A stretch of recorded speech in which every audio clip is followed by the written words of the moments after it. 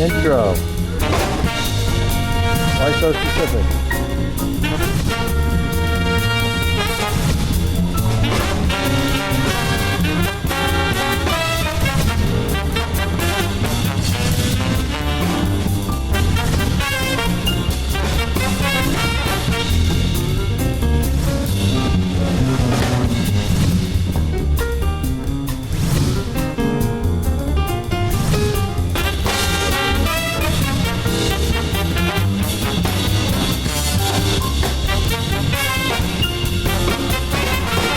Welcome back to Kevin Pollak's Chat Show. I am, as always, Chat Show. How are you? How have you been? Did you miss me last week? I missed you. We're coming to you live once again from the West Side Comedy Theater. If you're in the West Side of Los Angeles, catch yourself a live show here. I want to thank Bryce Wiesel. Did we ever confirm that the name is Wiesel? What? Whistle? No. Can't be Whistle. W-I-S-S-E-L. Wiesel. It's got to be Wiesel. Anybody? Is this thing on? I'm not arguing with you. And Sean Casey. And the Fellowship of Owners here at the West Side Comedy Theater, thank you again for your auspices.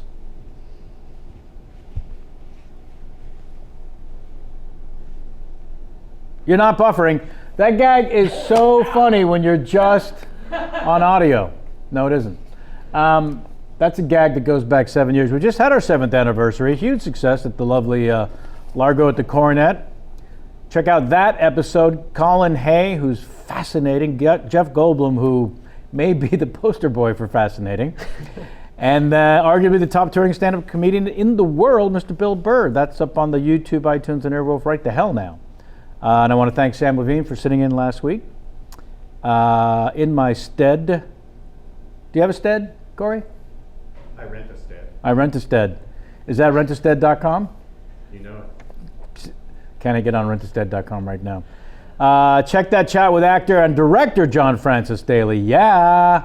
He and Sammy freaked and geeked it up on the similar portals, YouTube, iTunes, and Airwolf. No, that is not Corey Levin's impression of Jamie Foxx and Sam Levine. That is Corey Levin. I mean, I've been doing my best, but I'm just not there yet. You know, you're nowhere near there, if I may be a little more to the point. Thank you. Yeah, it feels like you're texting it in. You're not even phoning it in. Yeah, no, nobody talks anymore. No, they don't. We always text. Corey, no relation, simply similarly spelled friend and companion of the show, Corey Levin, similarly to the Sam Levine. Your family dropped the E at some point. They said, we don't need this. There's an Ellis Island thing. Ellis Island. You know how it goes. Yeah, they needed more E's for the Ellis. I think they just lumped one on to Sam's. I don't think. The addition. Yeah. Uh-huh. That does sound like the Levines. Yeah. Yeah, always adding. That's Always taking. Throw an E in or something. You know what else I had to tell you? Upcoming guests, Ileana Douglas, Dave Coulier, both have books out. They'll be on soon. We'll have next Sunday off and then returning quickly with John C. McGinley. Love me some John C. McGinley. He's going to be starring in a new television show that Dana Gould created. And I read the script and I love it and said, you should get someone not so Jewy looking. And he did. He found John C. McGinley, which I'm very happy for both of them. Write to us, won't you, at kpcsfanmail@gmail.com. That's KPCS, as in Kevin Pollak's Chat Show, kpcsfanmail@gmail.com. I've got just 2 of your emails right down here. We'll get to our guest when I'm done reading this crap. And yeah, I think you all know, if you're a fan of the show, how long that takes. Greeting Chat Show. At least you got the name right. We're off to a good start. I have to say I'm a huge fan. Well, let's get this guy over. I listen to your podcast at work every day on the iTunes. Now you're mocking me. And the YouTube.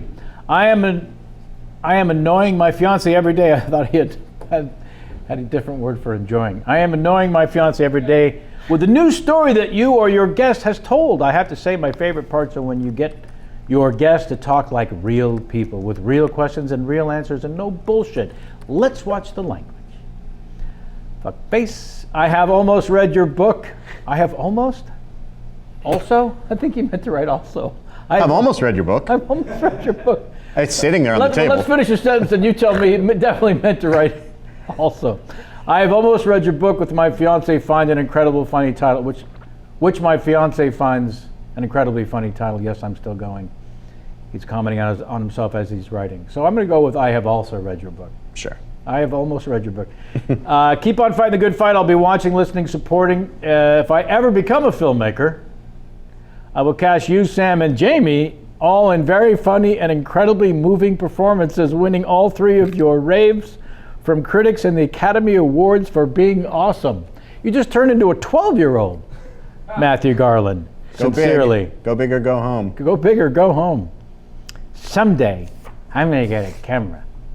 And then this diatribe from all the way from Valley Stream, New York. Never heard of the Valley Stream, New York. So specific of a name. It's evocative. It's very sort of pastoral. Right? Yeah. I want to go hang out in Valley I want to go Stream. hang out there right now. Probably does not deliver on the promise. In mid-October, I want to be in Valley Stream, New York. This is from Jay Todman, Vad.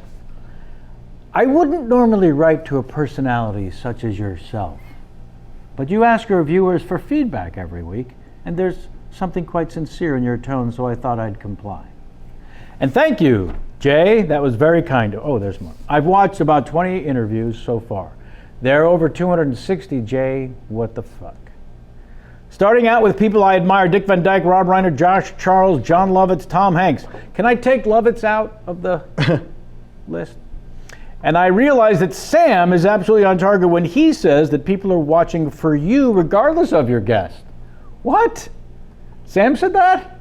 He's not welcome back. This person can write whatever he wants, but I can't have someone that's on the show say that. I find your style captivating in that your show, that even if a person is unknown to me, you bring out information and perceptions that I find fascinating. Well, that goes to our research producer, J-Mac, up in the Crow's Nest, who gives me the dossier, and that's where we get to the fact. By the way, the Jerry Lewis thing was beyond cool. To hell with Steven Weber.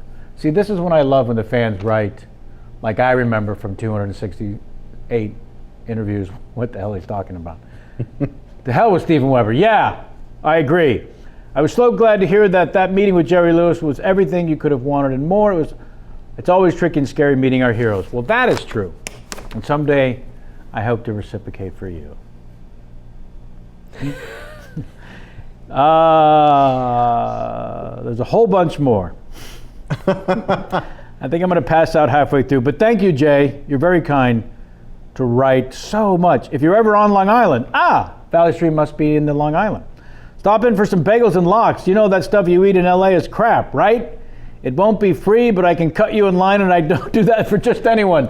Wow, I'm glad I skipped to the end. What a payoff at the end of a fantastically wonderful. Thank you, Jay, and thank you all. Again, write to us at KPCS fanmail at gmail.com. My guest today, so happy. I reached out and threatened and begged for her to be on the show. And then, you know, as schedules do, we were trying to find a date. And then time, and in her case, a family, life for both of us. And then out of the thin blue, I get an email. Hey, remember when you asked me to do your wonderful show? And I'm so thrilled when friends and talented people do that. As I've shared before, we've booked about 30 people out of the 260, this is 268 today, 30 people from Twitter, where a fan of that person will yell at them on Twitter, hey, at so-and-so, why haven't you been on at KP Chat Show? And then it'll show up in my feed because of that. And then if that person responds, I'd love to, boom, I pounce. And we booked about 30 that way. And then every now and then someone I've begged will circle back as today's guest has. So I did everything within my power, which we'll talk about, to make her a star first so that I could take credit for it. And the all-seeing and all-powerful Leslie Moonves, can you hear me? Had other designs. And that show failed. I'll let you be the judge as to why. Someone else I just ran into, he plays Bill on Better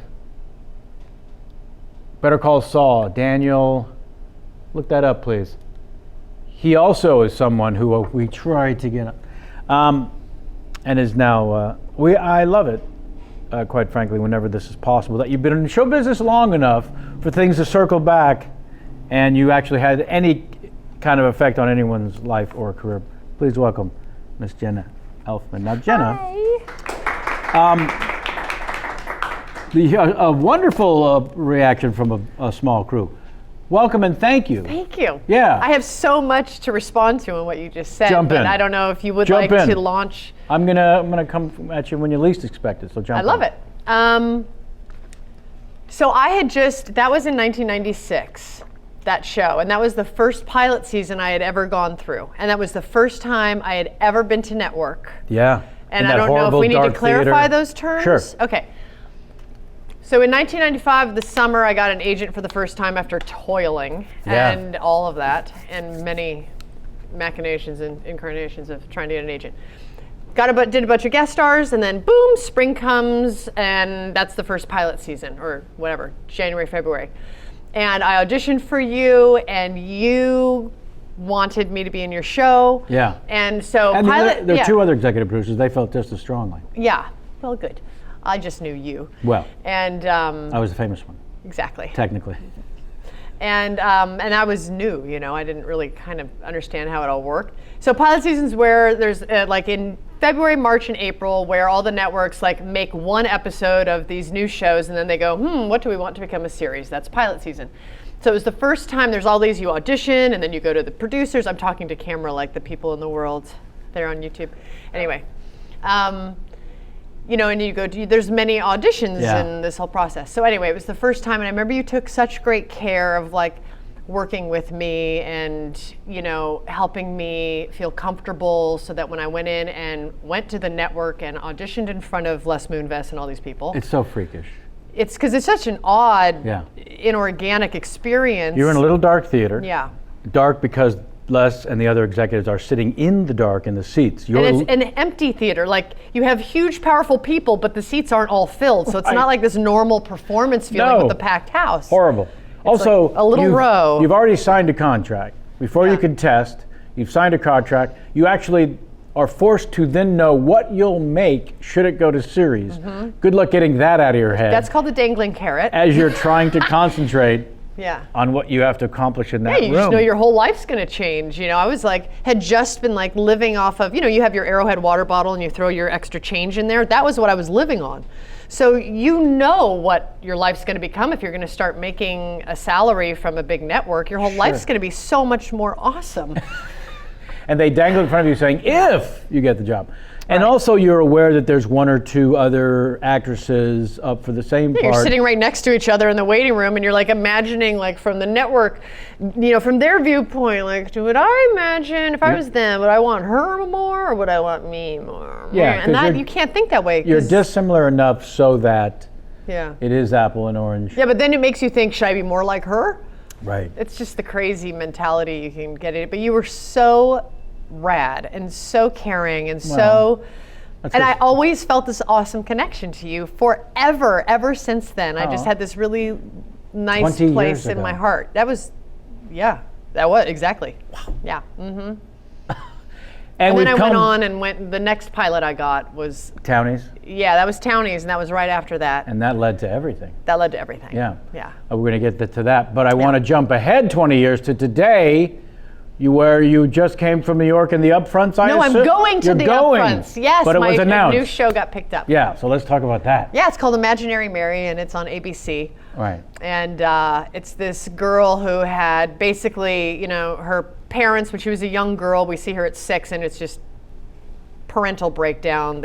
It's bad, and they break up, and she didn't have anyone. Right. So she creates this like imaginary friend she's drawing who like bloop comes to life as this animated character for her and becomes her mentor, basically, throughout her whole childhood. And then as she turns 18 and kind of has got her jam on, she evaporates.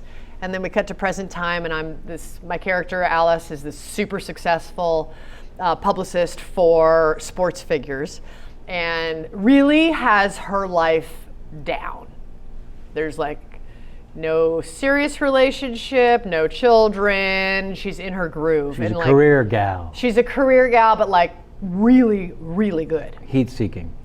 but like competent, like super good at what she does, and like really, So then she meets this guy out of nowhere, falls in love, but he's like divorced with 3 kids. Uh-oh. And that doesn't fit at all. No, and my character thinks that like we can totally exist without me having to do anything on the kid front there. And anyone with children knows that's just like totally not real. And so it comes down to it where I'm actually gonna have to like meet his kids, and I really go to extreme measures to try to avoid that. But it comes down to it, and then it's kind of stressful for me, my character. Wildly. And so she reappears. Your imaginary friend. From when I was a kid, reappears. Voiced by, I'm so happy to say, Rachel Dratch. Who I love so much. I know, she's so funny. Yeah. And she kind of is my inner voice and mentor-ish, but at times a very bad influence. Straight talking sassy. Yes. And bad influence. Sure. And I get outside your comfort zone a little. Yeah, like encourages me to go on drinking binges and stuff like that. Shake it up. To deal with things. Give the kids what for. Yeah, and like really talks badly about those kids and calls them certain names, and it's really fun, it's from the creative people from Last Man on Earth? Did I read that? No, from the Goldbergs. Goldbergs. That's what it is. Adam Goldberg and Dave Garaccio is the head writer on it. And Sean Levy directed it. And Sean and I go way back. You did All the Night at the Museums, Cheaper by the Dozen, like et cetera, et cetera, et cetera, et cetera. He and I go way back. We all used to do commercials together as actors. Bodie, my husband Bodie, and Sean and I, we were like in so many waiting rooms of commercial auditions. And so it was fun to work with him in a truly capacity where we want to be doing that. And who plays the fella? Steven Schneider. Tell me about him. Who's amazing. Lovely. Yeah. And funny. And he had a role on Broad City that was pretty funny. Oh, see, if Jamie were here, she'd be chiming right in. She loves that show. Yeah, he's rad. And I dig him. And we have great chemistry because we both adore each other. And the kids are all very unique and special. So I feel like it's all a cliche when you talk, I love them and everyone's so great, and it's like, yeah. Well, here's what we'd like to do. We're going to have you on annually. Okay. And you're going to talk about... I'll be like, ahead of time, I'll be like, don't bring up Steven, don't ask me about him, say nothing. Just say a word about those kids. Yeah, don't ask, let's just talk about other things. Now, I don't foresee that happening, but yeah. Well, you shouldn't. Yeah. It's unbelievably exciting. I was at the Upfronts a year ago, and I hadn't been in a while, and it's very exciting and fun, and I wish you tremendous success and wonderful fun with it, because we both, after a while, start to appreciate how much it's like winning the lottery, that you get the right pilot. Just getting the right pilot. It's true. And being a part of it, and then you have to disassociate yourself from whether or not it goes to series. Just have an amazing experience doing the pilot. Don't get me started on that whole waiting period. Oh, the last few days. No, it is. Right? Like I felt weird. Like, and there's if you go anywhere near social media, there's you can't. prognosticators. No, got to stay away. I was like, I'm just going to focus on art. Yeah. And there's a bunch of stuff my husband and I are working on. I'm like, I'm just going to put my attention on what is in my control. The phone's going to eventually ring. Stay inspired. It's going to be good or bad. Yeah. I did the Beverly Hills Cop pilot about 3 years ago. And Barry Sonnenfeld directed. Eddie Murphy did a cameo. He was passing the baton. Not only all of that, it's Sean Ryan, the guy from what was the big Michael Chiklis breakout show, The Badass Cop? The Shield. Yeah. So it's that guy as a showrunner. And Eddie Murphy has a $10 million kill fee. If they don't pick it up to series, they just write him a check for $10 million. He's agreed to come back 3 or 4 or 5 times a year during the first season. Wow. So immediately, Nikki Fink and all the great prognosticators said, well, this is the number one. Let's talk about what might be number 2, 3, or 4 as the pilots that are definitely go to series. Is there a greater kiss of death? That's awful. Than that sort of blind confidence? Yeah. Oh, my goodness. And what happened? It didn't go. They just set you up in this lofty perch of, well, you're a lock. Let's worry about all these other idiots. Wow. Oh, my goodness. And, having been around so long, it's like, don't listen to that. They don't, and nobody knows nothing. like William Goldman said. It's almost like that's your cue that something's gonna be bad. The other shoe's dropping. Yeah. It's really, and then you don't want to become like some pessimistic cynic. Well, that's the thing. I mean, there's no happy place in it. There's the only place is what you impossible. did, which is why I think I wanted to talk about it more. The moment you said, I just focused on my life and my work and what was in the present. Yeah. Because everything is so out of our control. It's truly that, though. It's not just the cliche. Well, No. whatever's going to be will be. It literally is so not up to us. And there's political machinations. I know. Yeah. I know. I feel, it's funny because back a long time ago, there's so much of the business model of television that's left over from when there was only 4 networks. That's right. But yet in a climate and in a business model, that isn't that way anymore. Nope. So there's this strange confluence of existing traditions with outdated phenomena that's been replaced by new phenomena. Yeah. And so you find yourself in this collision, especially if you've been in television since when there was the major 4 networks, this collision of operating basis. Yeah. And that aren't in alignment anymore. Right. So you used to be able to feel pretty confident. It was more the majority of your show would get picked up than it didn't get picked up. Because they let shows be on longer. Yep. It just, you had more confidence. You just had a better sense. Like you just were like, yeah, there just had to be more right than wrong, and then your show would get picked up. Right. And there was like a common sense to it. Yeah. And now you're still in this format of waiting to find out your fate by a big corporation. Sure. But yet there is no rhyme or reason to what goes or what doesn't. Yeah. So you're in the vulnerable position of waiting for your fate to be determined in a climate that has no common sense to it. So it's even more vulnerable. No logic to hold on to. Yeah, like there's no security in that little bit of logic. Right. So This means that. There's none of that. no, there's, like you said, it's as far out of logic as you can go. It could be someone had a tuna fish sandwich that day, and it was horrible, and then they watch a pilot and someone's eating a tuna fish sandwich, and it literally lodges in their mind, and you're done for. Like in any other gig, in any other area of business, if you are competent and ethical and you show up on time, you work hard and do great, you have like some job security. Yes. Not here. You can be on time, great, beloved, talented, everything you're supposed to do, and get cut. Here's a horrible thought I remember having a year ago as the 4 of us were flown to New York for the upfront. So wonderful people, Kyle Bornheimer, Maggie Lawson, and Jane Lynch and I. And we're thrown into the mix of the upfronts and the press and the thing, and you're being taken around a little bit as a foursome. And it's months after you shot the pilot, and you didn't know if you'd see each other again professionally, and you're texting and it's celebrating together when the news hits, and now you're together finally in New York for a true celebration. Right. And this horrible thought creeps into my mind as we're in the limousine. I'm sharing this just because the darkness is so rich and wonderful. This horrible thought creeps into my mind because it actually becomes real for the first time when you're in New York and you see everybody and you're celebrating. You go, okay, this is really happening. Right. And my mind goes, what if one of them's in a horrible car accident between now and when we start shooting? I have thoughts like that. I understand. It's just human. And it got in there. And I went, what are you doing in here, you horrible thought? And now I have I think it's a sense of the absurd too. It is. It's not that you're some dark, negative person. You also have a sense of the absurd because in comedy we have a sense of the absurd. That's what makes us be in comedy. Creatively, you're thinking about the absurd all the time. Utterly. So once you develop that muscle, you're right. It's going to come in this other area totally. too. Yeah. So then I said it out loud to them. Promise me none of you will get in a car accident between now and August when we start shooting. And how did they react to that? They laughed hilariously, And then they too instantly went, oh shit. That's so funny. We should take out life insurance policies on each other immediately. Funny, the scarcity. Yeah. Well, there's this that scarcity is oh so close on it. Right.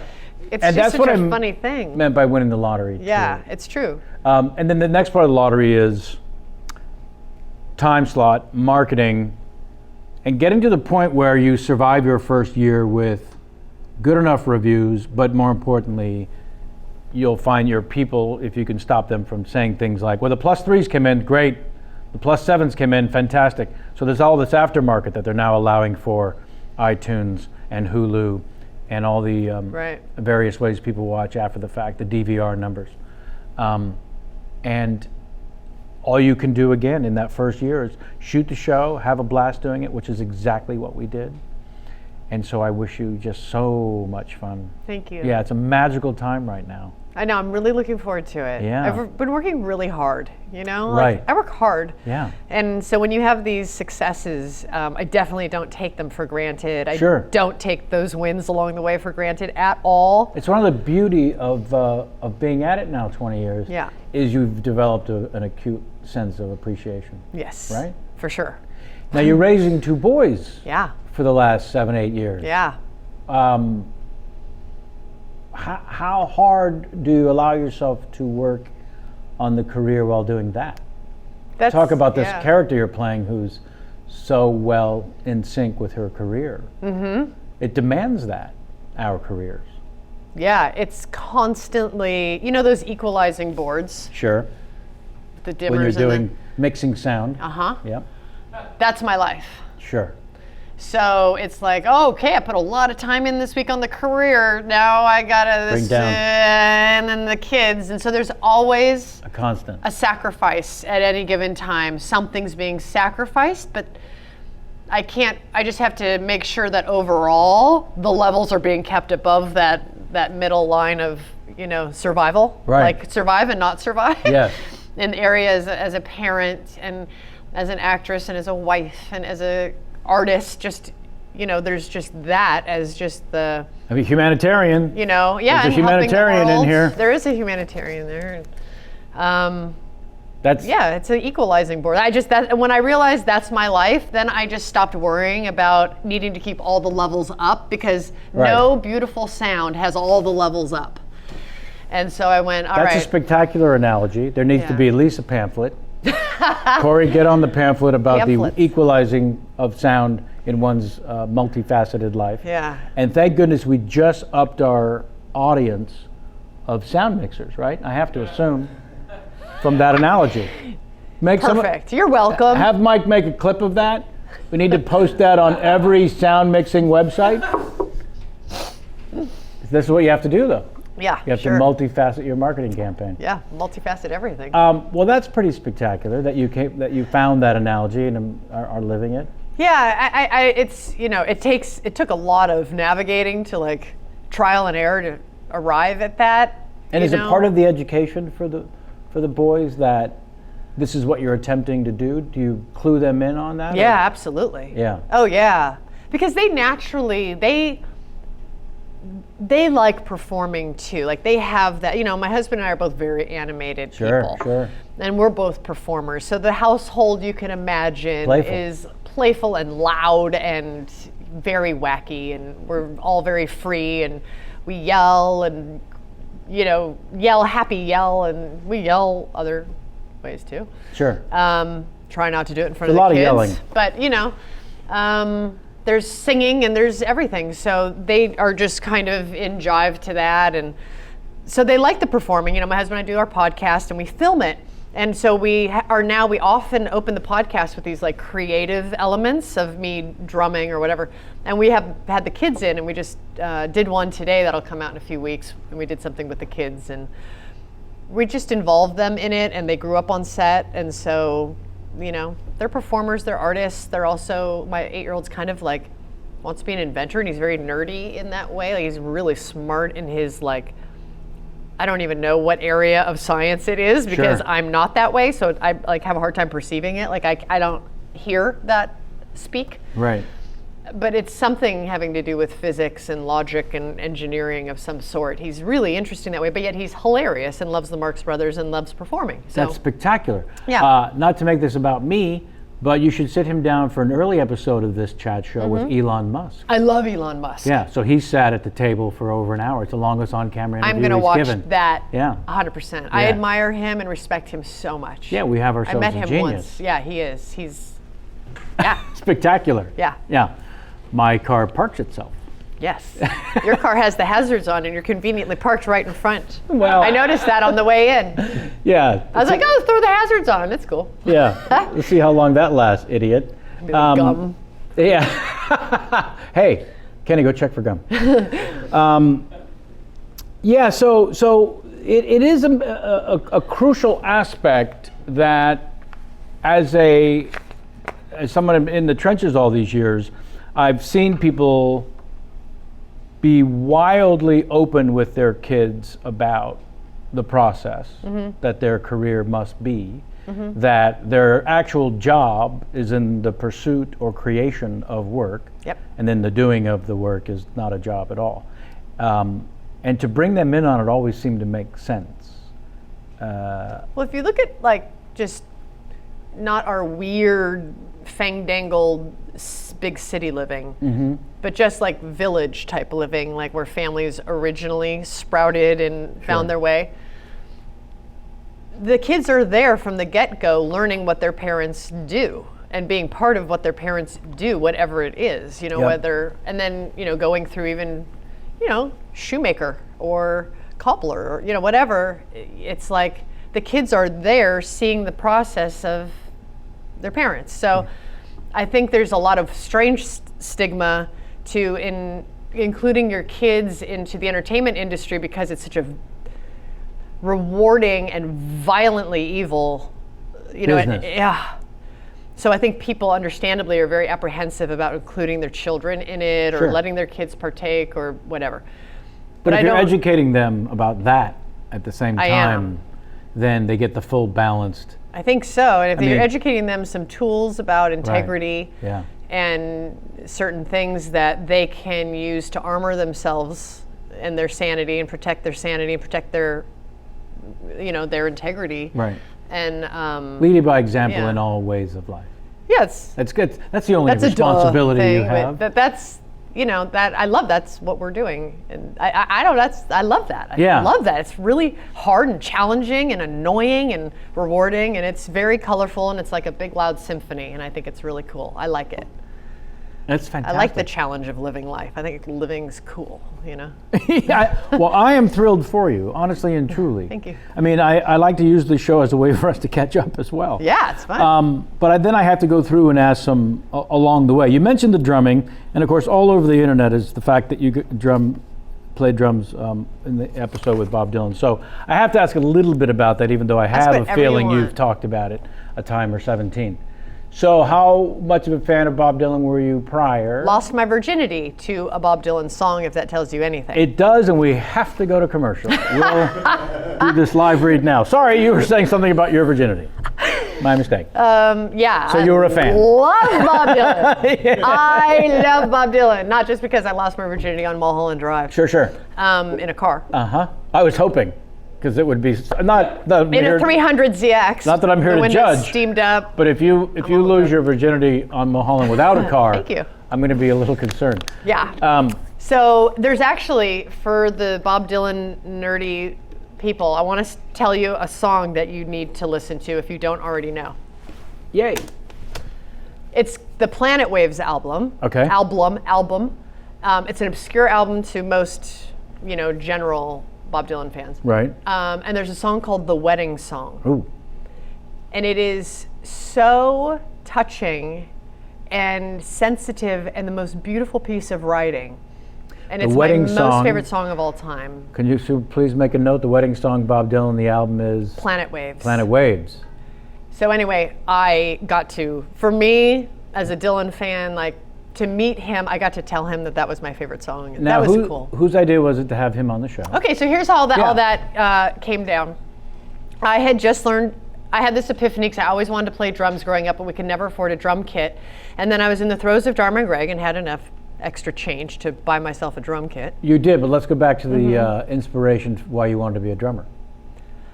I like rhythm. Sure. I was a dancer. I'm a classically trained dancer. I'll say. So I think rhythm has always been in me, but I don't know, the blues is my favorite kind of music. I don't have to be in the mood to I can listen to the blues any time of day.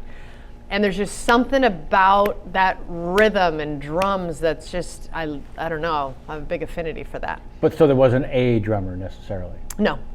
It's just, it was in you? yeah, just connecting and communicating via sound rhythm. Yeah, and so you decided, I'm going to learn how to do this. Yeah, because I always wanted to since I was a kid, and then I had to realize, I just sort of had that, like, oh, can't afford drums. And one day I had to realize, oh, wait, I can't afford drums. Many of them. Yeah, so I bought myself a drum kit, and I just started taking lessons. Right. So I was a huge beginner, but yet, I don't know, I can keep a rhythm. And so I had said to the producers at Dharma Greg, I was like, by the way, I'm learning to play drums now, and it might be fun if you ever want to work that into an episode. That could be fun. Sure. Just throwing it out there. And then Eddie Gordetsky. Love Eddie. You know Eddie from Mom. Yeah. He was a writer on Dharma and Greg. Music aficionado. Utterly. Yes. It's haunting. Yes. Like, have a music question? Call Eddie. He's your guy. And he's a wonderful guy. Yeah. He's a sweetheart. And so Eddie knows Bob Dylan. And somewhere in the writer's room at Dharma and Greg, all I said is, hey, I'm learning to play drums. It might be fun in an episode. And the next thing I know, yeah, Eddie knows Bob. He's going to come on and play. And you get to play with Bob Dylan. And I was like, all right. Whoa. That's amazing. Whoa. And it wasn't just Bob Dylan. It was T-Bone Burnett. Oh, man. So...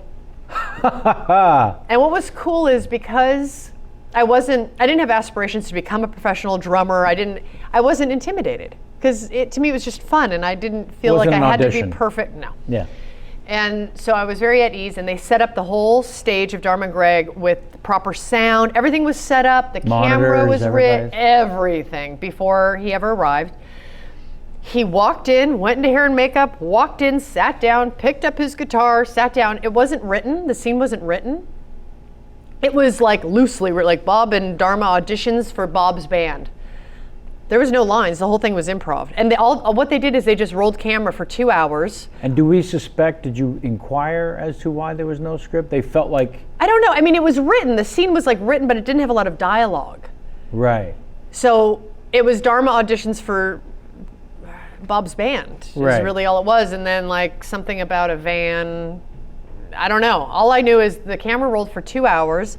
We jammed for 2 hours. T-Bone Burnett and me on drum, and I was just playing around and doing stuff that no one was really directing. We were improvising, and then they edited it together. Who was show running that day?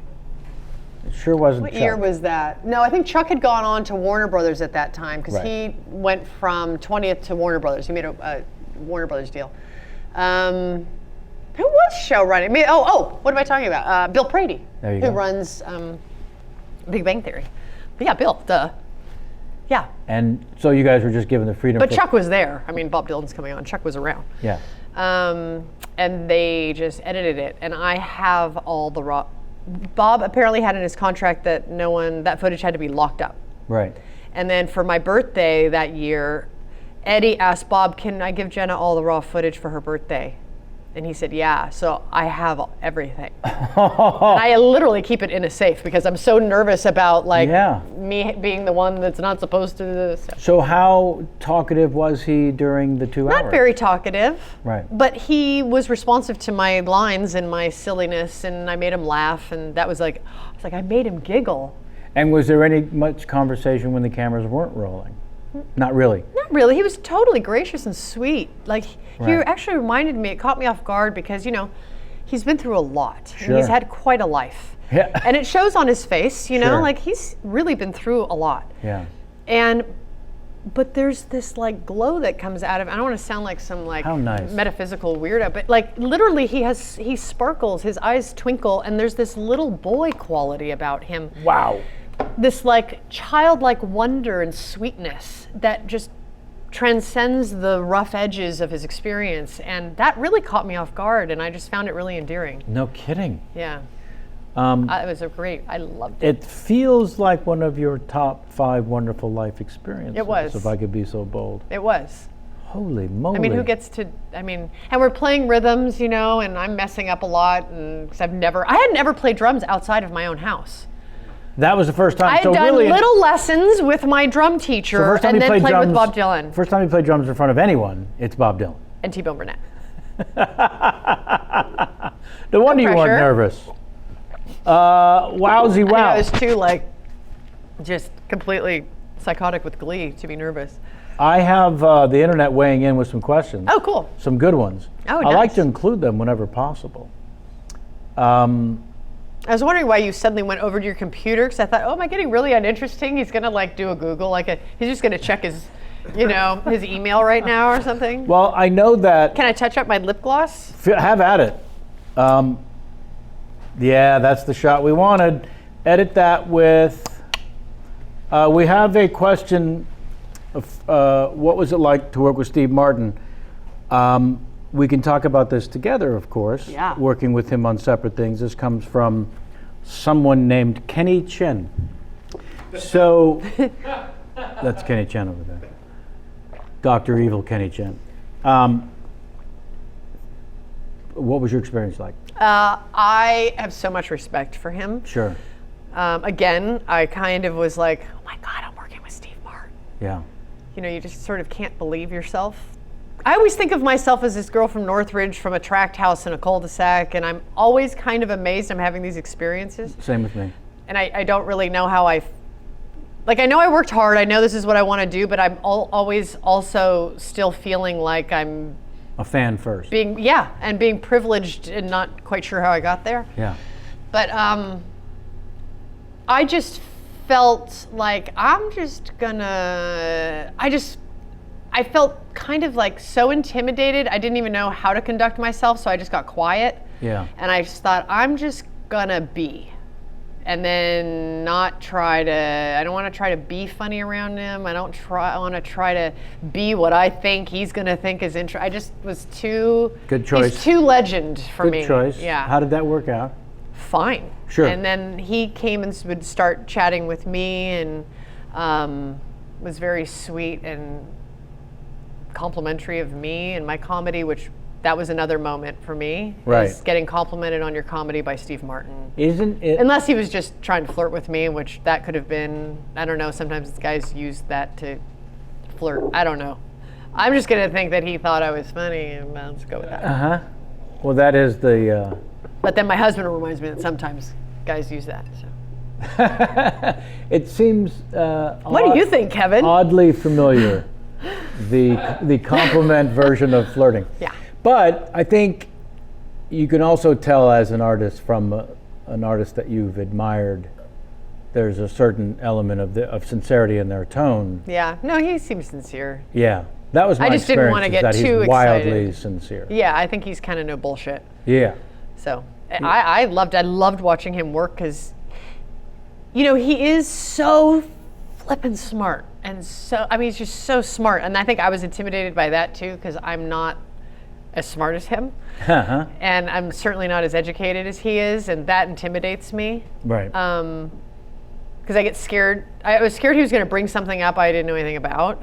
And then I'd have Like to converse physics? I don't know. Whatever it was, he's way more book read than me. I know it. And I get nervous around highly educated people sometimes. And I have to I always sort of try to find the human connection because I know I cannot converse on certain things because I'm not educated on them. Me either, and it's always in the back of my thoughts as well, which is I hope we don't get into an intelligent conversation and get into trouble. Yeah, I can there's simple. Angles of something I can address, but I certain couldn't topics we could talk at great detail. Yeah, I wouldn't be able to go deep on certain things. So, and because he's so well educated and is so interestingly competent in so many diverse areas, I found it so amazing to watch him be so silly and for someone so intellectual to be able to be so free physically with their comedy, because I don't know, I thought that was really cool. Yeah. I don't know why. You shouldn't be surprised at someone who's diverse, in their talents, but I was surprised by his sort of generosity of spirit. He suggested me to James Taylor, who was hosting and wrangling talent for the 120th anniversary of Carnegie Hall. Wow. That's not intimidating at all. And I'd never played Carnegie Hall. And I had just done a movie with Steve, which is why I'm sure I was in his thoughts. Yeah. But it was a big tribute night, and James said to Steve at one point, we need someone to do a tribute to Lenny Bruce, who had a very, very famous midnight show there. 3 weeks, midnight show in a snow blizzard, 2 to 3 weeks after the Kennedy assassination, which was, forgive me for saying it, to the nation like a 9/11 catastrophe. Right, yeah, I understand. Nobody knew which end was up. Right. And so the idea that he would, whether or not he should cancel or do this midnight show, and then it became a live album, and it became a huge, huge, huge part of the Lenny Bruce story. Right. And so they wanted to include him in this tribute. So Steve calls up and says, and it leads to me doing it, and Steve helps. I'll help you figure out which one of Lenny Bruce's bits to do, because I was not an aficionado, let alone someone who could do an impression of him. Steve just knew I did impressions. And we worked it out, and I listened to it, and I figured it out. But when it came to actually doing it live on stage, in rehearsal, I don't know that I've had a performer be this much of a mother hen. Wow. Ever. Wow. Especially stand-ups can be most competitive with each other, just organically. And so he said in rehearsal, why don't, Kevin, when I introduce you, when you come out, I say, now, we've worked together in movies, you know Kevin from this movie and that movie, and I'll name a couple. Also been a stand-up comedian your whole life. I know you do great impressions. And then you just jump into one, whoever you want to do. And I said, Alan Arkin, because that'll be weird. And then he said, right, I won't even ask you what else. And he devised this method to protect me. So he said, it'd be good to have the audience see you do an impression right away that they recognize, because they may not remember or recognize Lenny's voice or his mannerisms when you come out and do that. Right. To build like some race of agreement and fanship of acceptability. Wow. So he said, Kevin, I understand you do impersonations. And I said, I don't understand. Why would you say that, Steve? That's crazy talk. I mean, I'm only who I am. I'm a human being. Why do you have to categorize? And the audience is laughing, and as soon as they stop laughing, Steve says, so would you mind doing one for us now? That's funny. And it kills. And then he says, then I will tell the audience about Lenny's very famous midnight show here, and that I've asked you as a friend to do a tribute. So, ladies and gentlemen, Kevin Pollak, and then I will walk off. And he said, when I walk off, as soon as I get to that point, let's have a lighting change so that we sort of spotlight this area now and change the design and feel. So we're dropping people into a moment in time. Right, wow. And I hadn't thought of any of that. Wow. Nothing was scripted, nothing was anything. And then he said, let's go eat across the street and talk about anything else that you might want to do in terms of that moment. So we ended up doing a little Hope and Crosby shtick. Wow.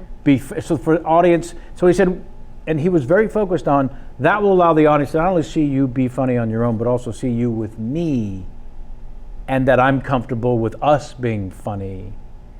And then, so. What beautiful architecture. It was unbelievable, wow. Truly. And it is those moments when someone is thought of as a Mount Rushmore kind of character, and they show such generosity, and it's magical. I know. Yeah. It's so inspiring and really special. Other things not to take for granted, because those are really, really special moments. Do you recall anything even remotely similar in terms of meeting a hero or working with a hero and having them be, I mean, you mentioned Steve just now, because those are always the sort of collective best of, I find. There's so many. I mean, in terms of an icon, what were you going to say? Well, I was going to say that this was a gift. I've told the story several times on the show. From our friend, big name drop Tom Cruise, when I worked on A Few Good Men. And I use it and I carry it with me and I travel with it and I tell a story of it, because it was a moment in time when a giant movie star showed a sense of generosity that was even outside of working together. Right. And I always talk about those moments where, well, you did at the top of the show saying about how it meant something something to you 20 years ago to have someone even recognizable looking after you. And I think that's really what I'm speaking about. Yeah. If there were any mentors or people who looked after you along the way. I'm sure there are. There's been a lot of experiences. Yeah. I mean, truly, you stand out. I mean, you really did. You were right at the beginning of everything for me. The beginning ones also. And the thing about Tom, this was me being brought up to the majors, A Few Good Men. I'd done a handful of movies, but that movie was just this juggernaut. Everywhere you look, there's a movie star. Right. So yeah, the early experiences tend to be the most impactful. Like Steve he was like, "You're so funny. Where did you learn to be this way?" Yeah, and he means that was a question I didn't understand. Yeah. I mean, I understood the question, but if the answer is I watched Lucille Ball growing up. It was, and Harvey Korman and Tim Conway. That is my education of comedy, is 100% Lucille Ball, Tim Conway, and Harvey Korman. Yeah. And I love Carol Burnett, and I watched the Carol Burnett show, but I watched the Carol Burnett show for Tim and Harvey. Little Madeline Kahn along the way? Not really? Like her, but it wasn't wasn't like that, I was obsessed with Tim and Harvey. Like, I couldn't get enough. Right. Like, and I was a little girl. Yeah, you obsessed with Tim Conway and Harvey Korman. Well, that's again, I wish Amy were here. Her first thing was putting her head on the edge of the table and doing Marty Feldman. Yes. From I Ain't Got Nobody. Yep. It is those funny people. So meeting Tim and children. Harvey. Oh. I got to meet. Oh my God! Yes. Okay. So. Oh my God. Okay. Sorry. No. There's like we got there. We got there. We got there. More water, by the way? You okay? Yeah, I could use like bucket Another loads bottle, of water. please? Yeah, Thank it's you. good. So good for you. And there's a piece of pizza in there. It looked really good, even though it was cold.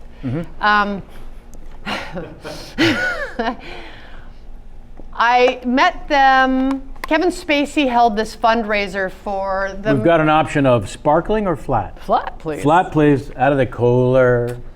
He had a fundraiser for the Motion Picture Retirement Home for those of us when we get older and need a place to go. It's a good thing that it's there. Gotta, make sure that's Just walk it on in. Don't be frightened. That's right.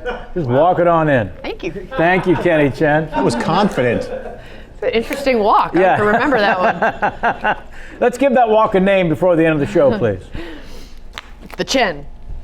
The Chen. Well, there we have it. I asked for before the show. I get before the minute.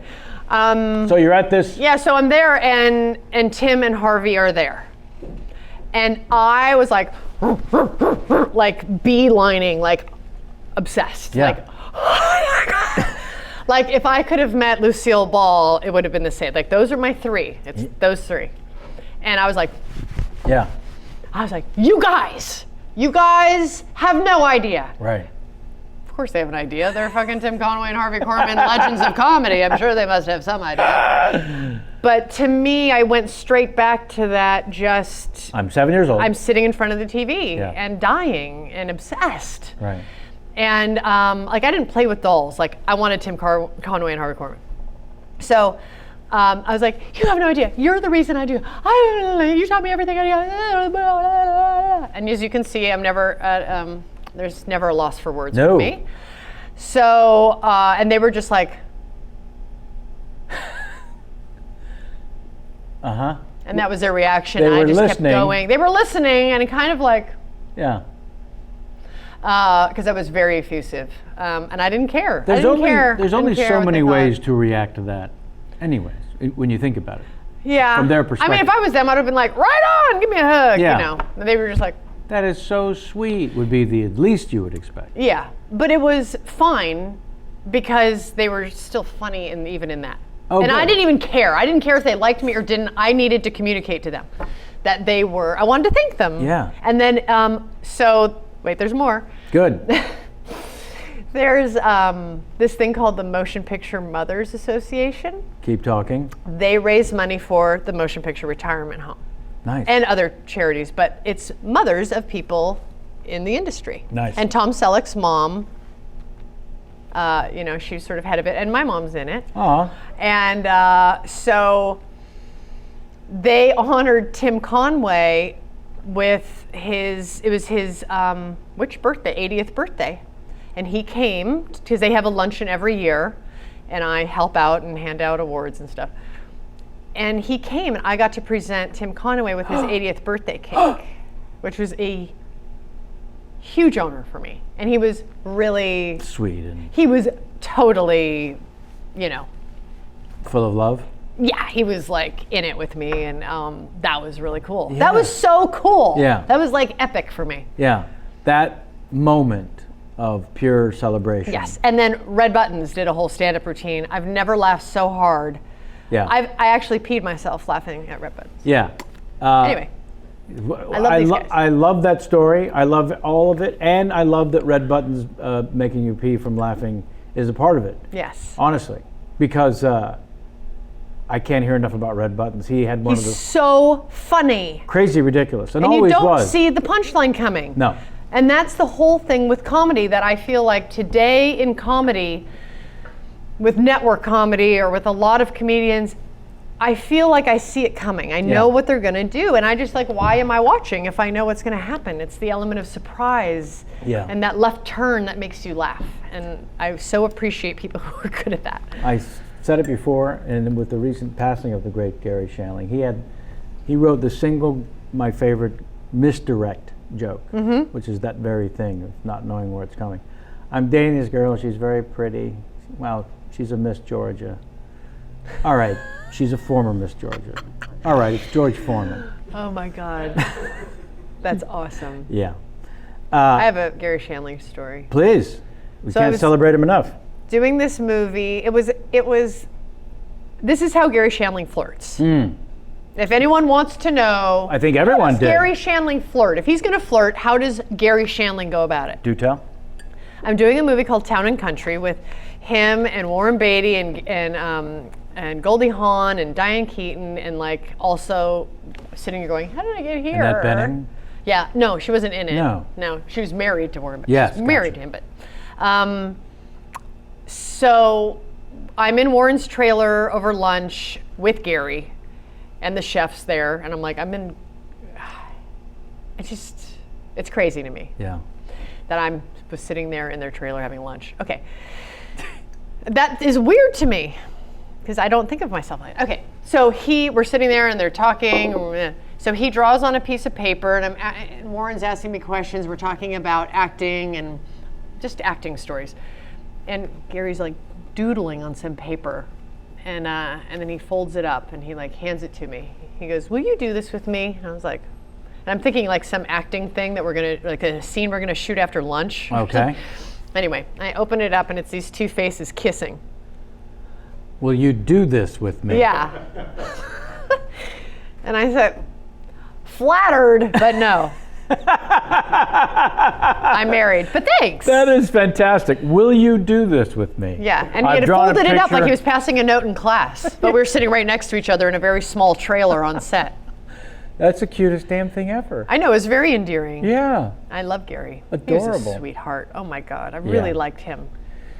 Extraordinary talent, and I gave him only one gift, Warren Beatty. What do you mean? Exactly. What a bizarre thing to say. I don't think I've ever told this, but I might as well, because we were just there in that trailer as a moment in time. So, for whatever reason, Warren and Gary, who was the director? 3 names. He did Family Ties. Gordon Caron. He did Glenn Gordon Caron. That wasn't Family Ties. He did, look it up real quick. It feels like Moonlighting, Glenn Gordon Caron. Do you remember his involvement in the Town and Country? No. Was Town and Country the remake? It was Peter Chelsom was the director. Was Town and Country the remake of something? It was like a 1.5 year long production of. It went on forever and ever. Crazy stuff. Yeah, yes. This is the one I was thinking of. So Glenn Caron, many writers coming in and out. Look up Town and Country and see if Glenn Caron was the one connected to it. Was that the first time Gary and Warren worked together? That would be I don't know. That's a good trivia question. That would be the big question. So Glenn Caron, Gordon Caron, please help me, and Warren Beatty decide that I should play Warren's best friend in this movie. Okay. And it's all going to come full circle with Les Moonves again. And Les Les was, he's always one of those guys. If he's a fan, it's 9 failed pilots with an actor he believes in, George Clooney, before ER. Wow. 9 failed pilots. I didn't know that. Just this guy's going to be, this guy's going to be, this guy's going to be. So I have offices at Warner Brothers. That's reassuring. Yes. And pathetic and stupid at the same time. That's right. Okay. And I have offices at Warner Brothers at the time to develop a television show. And my agent says, Warren Beatty and Glenn Caron want to take you to lunch. I said, well, I'm at the lot of Warner Brothers. We'll go to the commissary. With the fantasy that I'm in the commissary with Warren Beatty and Glenn Caron. Perfect. And anyone gets to see that. 100%. Right? Understood. 100%. And so that's part of the story. Yes. Of course. And they agree. Mm-hmm. And we go to lunch. Regardless of what's said or what happens at lunch. That's right. Yeah, and I'm doing my best to be present and listen to what they're saying while just caring that everyone sees it. I totally understand. That's so funny. It's so honest. Yeah. And Les Moonves stops by the table. And I get to say, hello, how are you? Great to see you. You know Warren. Yep. Awesome. Arguably one of the top 3 Utterly. most ridiculous, fantastic little child who gets to be in show business. Yeah. Nowadays. What's the answer? Did you look up the I Town and cannot Country? see a connection between Glenn Gordon Caron and Town and Country. So look up. It may have been uncredited because honestly, that was the craziest set of writers in and out and rewrites. This was one of the reasons why I couldn't do it. They wanted to tie me up for at least a year. Yeah. And I just had other things and not be able to do anything else. Right. And it was just that moment in time when I was doing a lot of other things. And and so he ends up hiring Gary and they become lifelong friends. Wow. That's why I selfishly and absurdly take full blownsies credit for bringing those two magical men together. Would you mind sitting wildly uncomfortably while I do a quick live read of an advertisement? That's okay. Thank you. You're allowed to check your phone. The camera will not. Can I go pee? You may. Let's do a pee break and remind Mike to edit that out. Is that bad or is it No. Okay. It's totally fine. I just want to protect you from that. Do I cross camera? You may. That's why it's good. So she's going to cross. We'll take a moment. Everyone in the live stream gets to enjoy this. Tell everyone you've ever met that happened. Today's show brought to you, of course, by Howl.fm. You heard me. It's like Netflix for podcasts. Have you heard that before? Well, these guys aren't kidding. You can listen to Comedy Bang Bang 2016 live tour. How about that? Oh yeah, the tour is sold out everywhere, but you can hear every single performance only on Howl.fm the next day after the show. This year, Paul F. Tompkins, Lauren Lapkus, Neil Campbell will be along for the ride. Surely be a few other big surprises. 19 tour stops, 22 performances, which I'm sure has grown, of Comedy Bang Bang Live on Howl. 42 other Comedy Bang Bang specials, 120 hours of original miniseries, audio documentaries, and over 90 comedy albums. Here's the deal, folks. Somehow, the fine folks at Earwolf and the geniuses behind it have created this new entity, Howl.fm, and it is extraordinary in terms of the wealth of comedy libraries that are being offered. The 90 comedy albums I mentioned. It's available for your iPhone, the Android, and the web for only $4.99 a month. $4.99 a month. Use promo code KEVIN, K-E-V-I-N. You get a full month of free trial. Redeem your promo code.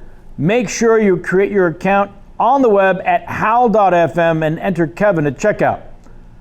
We thank Howl.fm for sponsoring today's show. And then you'll magically reappear back in your seat. Look.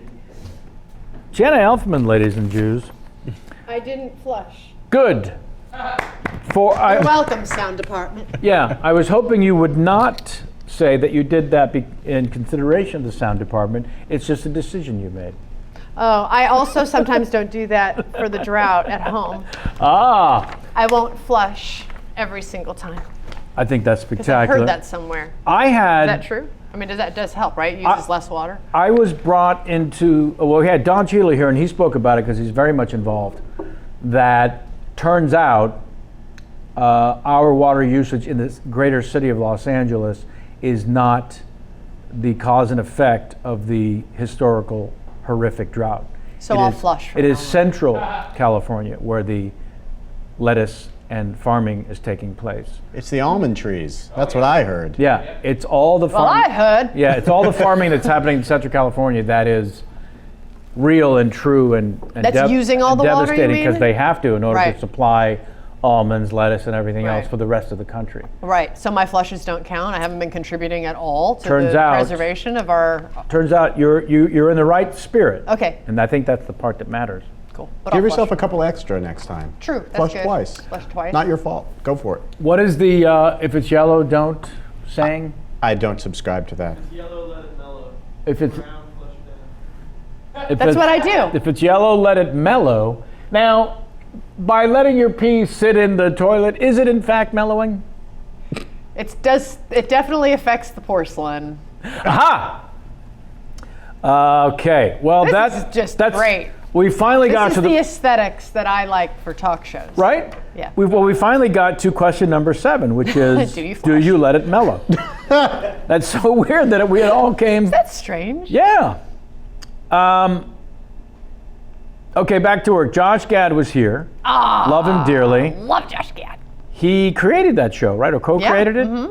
Tell me about working with him and the wonderful Bill John Pullman. Love it. John Lovett. Not that John, but another John who was a speechwriter for Obama and is a comedy writer. What's his name? John Lovitz. It's a different John Lovett. Yes. Really? Jon. I'm trying to remember what the difference was. Well, John Lovett's the one from Saturday Night Live is definitely Jon, no H. Okay, so maybe it was a JOH but yeah, different. Wow. And he and Josh Gad wrote it together because Right. he had a lot of experience in the White House. Yeah. And yeah, that was a fun show. Crazy fun, love right? that show. I Because it love was Josh so Gad. silly and yet keeping a vein of reality. Yes. Play it real and be ridiculous. Totally. My favorite. That's great. I love that articulation of that. Play it real, be ridiculous. Yeah. It's that young Frankenstein sort of thing. Totally. I tried to explain to someone recently the drama behind the performances of young Frankenstein, Oh yeah. especially Gene Wilder. He's playing drama all the way through the film, Yes. He is in Willy Wonka as well. right? It was always the drama that Yeah. made the absurdity so wonderful and fun. So tell me about playing it on that show. So I was the first lady, Yeah, you were. and I don't know what to say about it other than I had so much fun. Like, Who were the directors? Anybody fun? yes, and of course now I just went blank on. No, there's only one, and he's Oh. awesome, and I am totally. Don't you hate it when that happens? Tommy Shalami. No. No. It'll come to you. Just get me out of this one with grace because I'm completely blank, and there was only one for all of them, and I have, Also on the IMDb. save me, please. Yeah, it's on there. So embarrassing. It's like, what's your brother's name? Hang on, it'll come to me. Yeah. It happens when you have children. They suck the brain cells, and it never goes back in. This is exactly why I didn't want to do the new $100,000 pyramid. I love the show, $25,000 pyramid, growing up as oh a kid, yeah, right? watched it all the time. And so they're doing a new one. Yeah, it's Fox, isn't it, or something? I don't know, but I went to New York for the Tribeca Film Festival, and while I was there, my agent said, well, while you're there, they're taping episodes of the $100,000 pyramid. And this is exactly, I said, but if you put pressure on me to have an answer for something, I never will. Yep. All the references are the first thing that go out the window. But I played the game and I had fun and I did pretty well. Oh, that's good. Yeah, it was fun. That's reassuring. It was, yeah. Yeah. Are you there yet? Let us Who know. were we looking for on that show? What position? The director Director. of the, yeah. It's right there, and So I he's just, probably only one listed if it was just the same guy. yeah, he was a producing director. Executive producer, director for, and He's awesome. Thank you. Oh my God, Jason Weiner. Jason Weiner. Great. Yes. Thank you, Corey. He's the one who, like, he did the Modern Family pilot and got them up and running and established that whole look. I did not know that. Wow. Yeah, that's Jason Weiner. So. Wow. Yeah, so I loved, it was such an interesting mix of people, and I found that really stimulating. And we got to premiere the show at the White House. Tell me about that. So because John had worked there and Right. was friends with Obama, and we were playing the first family, even though it wasn't them, it was a general idea of a first family, obviously. And who doesn't love Bill Pullman as the president? Totes. Thank you for coming back into that role. Yeah, and he, I think had gone there for that movie too. So Right. he had screened at the White House then. So he was back for a second time.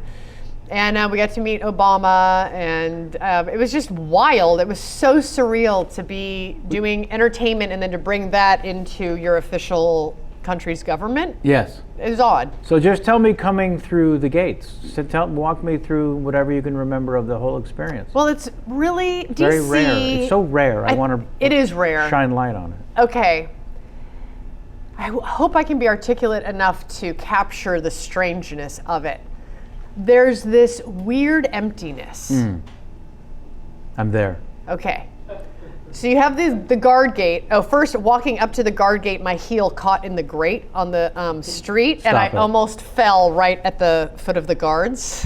Which is why the grate is there, by the way. Yeah, that's true. Actually. To catch ladies in their the crazy heels. ladies coming in my glamorous dress and coat. You and the Bodie? No, just me. Oh, it was just wow. cast. Oh, okay. Yeah. And you're arriving by yourself, or everyone together, or? We had been bussed in and Right. parked and let out, and we were crossing. So it was the writer's executive producer, the network executive, and whatever, and me and Josh and Bill. So and I'm so excited. Sure. But it's it's a huge property with a lot of security, duh. But you can imagine, and that's palpable. Mm-hmm. But it's empty. There's tons of property with nothing happening on it. Right. But yet a lot of security. Not a sense of living. So it's strange. It just feels like you don't have a point of reference for it. Right. There is no point of reference for that. Nope. And then you're walking, so you're walking, you get through the guard gate and you're walking and it's super empty, but you're being watched. Well, that guy's got a sniper rifle, and that guy over there. Yeah. And so you immediately feel guilty of nothing. Sure. You've done nothing, and yet someone's going to arrest you. You just feel like at any moment, if I hold my arm right, they're going to come out and cuff me or something. I don't know. It's this weird feeling. Gun! Even though it makes no sense, but the stakes are high security-wise. Wow. So, and then you go in, and it's a big place, and it's really empty, and but yet there's spaces where people can go, and then there's tours going, and it's super loud, and then we're brought back to it's time to meet Obama, and so we're in the inner sanctum of nothingness. Yes. Huge hallways, big art, big beautiful chairs. You just know the history, and it's empty, and that just got me. But cameras everywhere. Yeah. So You're anyhow, in a quiet it just museum. felt weird to me. Yeah. Anyway, and I was wondering what's really behind the walls, and is there anything? Yeah. Is that a false wall? Does it open up to a door? Yeah, I don't know. Maybe it's just my kid imagination of what Sure. you don't know. Or there's a vacuum, you fill it. So then I fill it with utter imaginative things based on nothing. Absolutely. So anyway, we got a nice tour of everything, and then we're sitting there waiting for Obama. In a little theater, or? No, it was just one of the side rooms off one of the hallways on one of the floors. Mm-hmm. And it was super quiet, and we're all just and then you see a Secret Service, and you're like, oh, he's close. And so the Secret Service come, and then he was just in the room for a while. And we're like, hey. Wow. He's like, okay. Is he coming? All right, cool. He's not engaging, and we're just so then finally, because you think, oh, he's coming, so then he's coming, and then he didn't come. Sure. So anyway, it was just a lot of strange things that don't add up. Making you feel less and less comfortable every second. Yeah, so then by the time he does come in, you're in such a state of Preparation and awkwardness. Totally, you've just gotten all weirded out, and it was very brief, and we took a photo, and he was, perfectly friendly and super gracious. That was it. Yeah, he was totally gracious. And Yeah. I really wanted to meet Michelle because I played the First Lady. So Yeah. I wanted to have some discourse with her. So that was my whole goal. And we didn't know if she was going to be there or not. And she wasn't there. And I was really bummed because I really wanted to meet her. Yeah, no kidding. Lousy. Yeah. So I wanted to be like, what's it like, really? Yeah. I don't even think I would have had time to ask her that. And then what sort of insight is she even able to share other than trying to downplay it? You know how civilians will ask, what's it like to do X as an actor? Yeah. And, you don't want to, I think, build yourself up, and you don't want to take credit for anything special. So you tend to downplay everything. And I Plus, think you don't think they're really going to understand. you don't want to go into specifics about... Because they're not going to get it anyway, because Yeah. that's such a unique experience. How Yeah. do you articulate it in 30 seconds in a way Yeah, that can be Whole American comprehended? asked them if they know what the back nine means. Right. You know. Yeah. So I wonder if the First Lady is also not self-deprecating, but just sort of it's a lot less complicated than it looks. You know, something like gracious. But I just think as a woman, being married to the president when you're a strong, powerful woman yourself and smart, and you're in bed with your husband, I mean, it's the same questions I would have wanted to ask like Eleanor Roosevelt, like, you know, and yet you have this huge public persona, yet the survival of all, see, it's different, like we are in the public eye, but the survival of America does not depend on our actions. No, it certainly doesn't. So when you're in the public eye as a woman, as a humanitarian, with a guy, you know, that with any president, there's going to be mixed reviews. As a mother, how do you like reconcile all those parts when the American people are looking at you for their survival? Yes, and half the country hates your husband Totally. at any given day. But yet you have to be in the, so that to me as an actor, I was curious about. Let me run one more thing in that ilk by you. Because I recently started doing some live dates again, and so I was in coming up with what material to do, realized I had to talk about the election somehow. But I don't at all want to talk about either candidate. And I feel it's important to talk about it, and it suddenly dawned on me, not just comedically, but for reals. Yeah.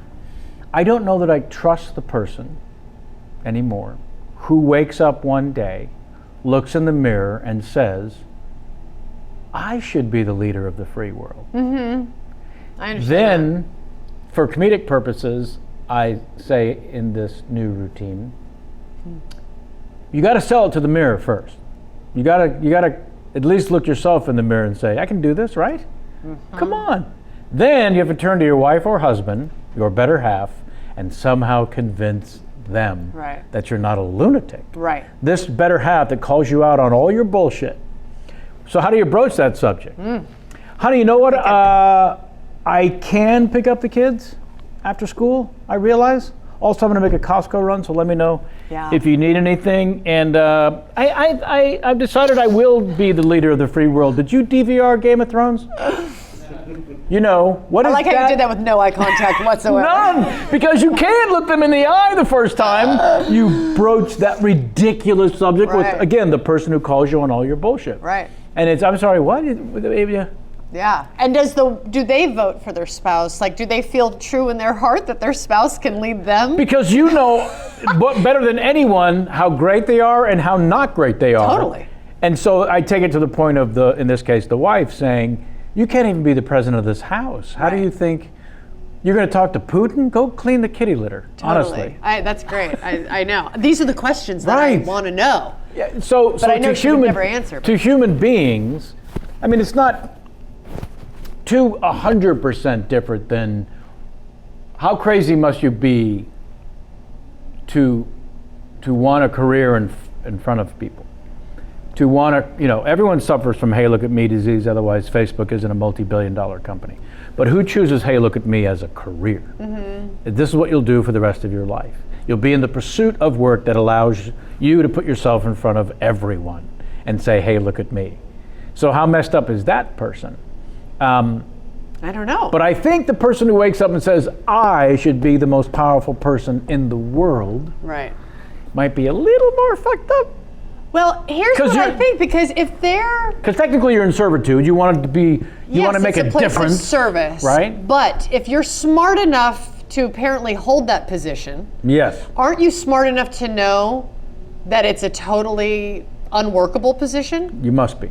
To make change? Can't fix it. This was the thing about Bernie Sanders that made me a little wackadoo, because so many things he said were so wonderful and amazing, and yes, we need a revolution, and yes, we need to fix things.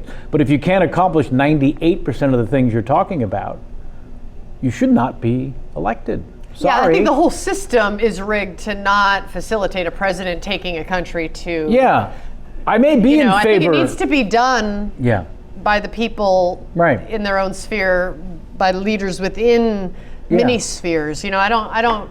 It is. It's hard for me to reconcile, like, yes, I'm gonna be the president, I'm gonna make everything better. Like, we all know that's not real, and you get in the politics trying to get a bill passed. Yeah. By the time a bill gets passed, everyone has just, the integrity, there's no... There's a part of me that thinks it's Trump... not for the people. Like, it doesn't... There's a part of me that thinks that Trump actually believes he's going to be able to look at a senator and say, "You're fired." Right. You know what I mean? I understand. That sort of removal from the reality of the situation. Yeah. Somehow, we're out of time. Oh, I know how. We had too much fun, and it went too quickly. I talked a lot. Well, no, because I talked. Thank you. It's kind of why I invited you here. I'm going to make a date for, first of all, knock wood, the show is going to be wildly successful, and you're going to have an incredible amount of fun. And somehow we're going to squeeze you from that schedule and your life back into this table. That'd be fun. Yeah, please. I'd love that. It's so great to have you here, honestly. Thank you. Yeah. It's really happy. I hope it was enjoyable for you. It is. You're wonderful. The name of the show is Imaginary Mary. There's a little sneak peek on YouTube people can see. It's just 15 seconds. Check it out. But while you're waiting for the show's real promos to come out. And they told you the fall or mid-season. Did they tell you yet? I don't know yet. Oh, okay. Yeah. So watch the trajectory of Imaginary Mary, and have so much fun at the upfronts. Thank you. And celebrate every damn moment. I will. Yeah. This is the sweet victory. It's true. Before the work and before the accolades. Before moving to Vancouver. Oh, I didn't hear that was part of it. Yeah, that's part of it. Well, I love Vancouver. Equalizer board. Remember to text me about the greatest Italian restaurant in all of Vancouver and my friends who run it. I will. The chef is the one who was chosen to cook for the Pope back in the 90s when the Pope came through Toronto. This really is the real deal. Cipino's is the name of it. Okay. It's in that sort of restaurant row around Harvard or something. I'll tell you more about it. Yeah. Yes. Extraordinary. That is all the time we have, and thank you. Thank you. Sit there wildly and go, oh wait, we got to have you do the Larry King game. Oh my goodness, I'm so sorry. So no one can make it through to the end of one of these unless you're lost a bet and you have to watch the whole show. But at the very end, we have all of our guests do the Larry King game. So here's the deal. We love it when Larry King was on the CNN, and right before going to the phones and talking to someone, sometimes he would stare down the barrel and he would share something that honestly no one needed to hear. Okay. So I need you're Larry. Okay. I need a bad Larry King impression. No pressure to do a good one. Don't want a good one. Want a bad one. And then as Larry, right before you go to the phones, you look up and you realize there's something you need to share as Larry, not about Jenna, about Larry. And then when you get done sharing it, whatever it is, go to the phones and the name of the city should be of your choosing, whatever that name of the city might be. Yeah. Okay. There's your camera. When you're ready, the Larry King game, please. We're going to the next caller. I bet most of you don't know how fucking skinny I am from the waist down. He's got no ass. All right, we're going to our next caller from Schenectady, New York. He's got no ass. No, he's like dinky. I was just on his podcast coming out next Friday. I just saw him 2 days ago. My husband and I were on his podcast. He's like this big. It's like he has these big shoulders. And 11 pounds from the waist down. Totally. Yeah. It's amazing. He's a 14-year-old from the waist down. He is. Thank you so much. Thank you. That was fun. Yay, Jenna Elfman. Imaginary Mary, watch out for that on ABC and all the other stuff that is happening in the wonderful world. That is Jenna Elfman. Like I said, next week we'll be off and then coming back with the great John C. McGinley. And then follow us on the Twitter. Is it at Jenna Elfman? Is it just that at straightforward? Jenna Elfman. Yeah, on the Twitter. On and Twitter also and Instagram. Snapchat. Facebook. Find her, won't you? You can find me. So Corey, thank you. The Corey Levin, thank you very much. The Kenny Chen, thank you, sir. Thank you for the Chen, the walk, the Chen. Yeah. J-Mac? Up in the booth. What would you put the over-under on whether or not I'm going to remember our guest crew member today? Ryan Noble. So you're just going to tell me, you're not going to give me the chance to remember Ryan Noble. You're just going to... You're going to save me from the embarrassment? Yeah. that you clearly assumed was coming my way. And thank you, Ryan Noble. Is that correctly pronounced? Good. And Samantha Ward on the makeup. That is it for today's show.